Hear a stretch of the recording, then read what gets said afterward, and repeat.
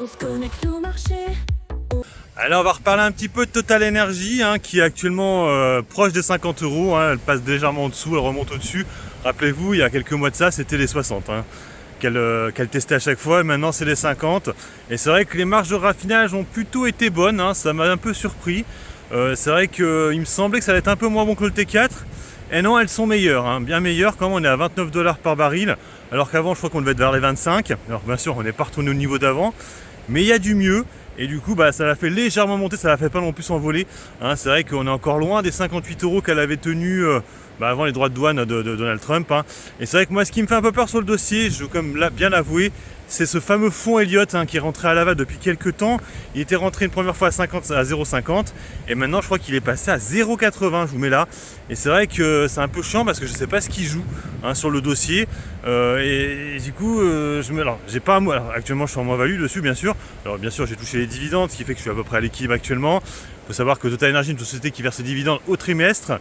Donc ça veut dire qu'en fait il y en a souvent finalement des dividendes. Après le truc c'est que je suis pas sûr que mon PRU est très bon en fait. Moi j'aurais tendance à la prendre vers les 48, les niveaux où on a eu qu'il y a eu peu de temps. C'est vrai que là actuellement je me dis, je risque de courir après. Il faut savoir que j'ai déjà 1200 euros sur la position. J'en avais repris légèrement quand on était passé en dessous des 50. Après j'avais arrêté en me disant on va attendre encore un peu parce que...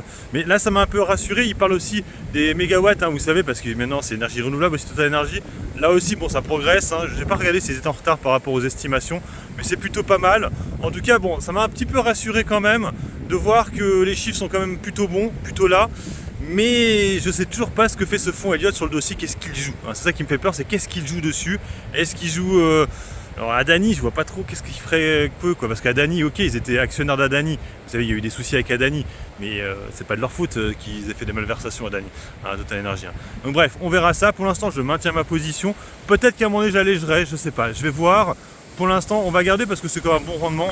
Par an, on est à plus de 5%. Donc ça, c'est plutôt cool. Après, c'est vrai que, en fait, pourquoi je réfléchis, parce que c'est avec Rubis. On a vu que la spéculation était vraiment partie sur Rubis. On a vu que Bolloré a augmenté aussi sa position. Donc là, ça va être la bataille pour le commandite. Donc c'est vrai que là aussi, il y a un très bon rendement sur Rubis.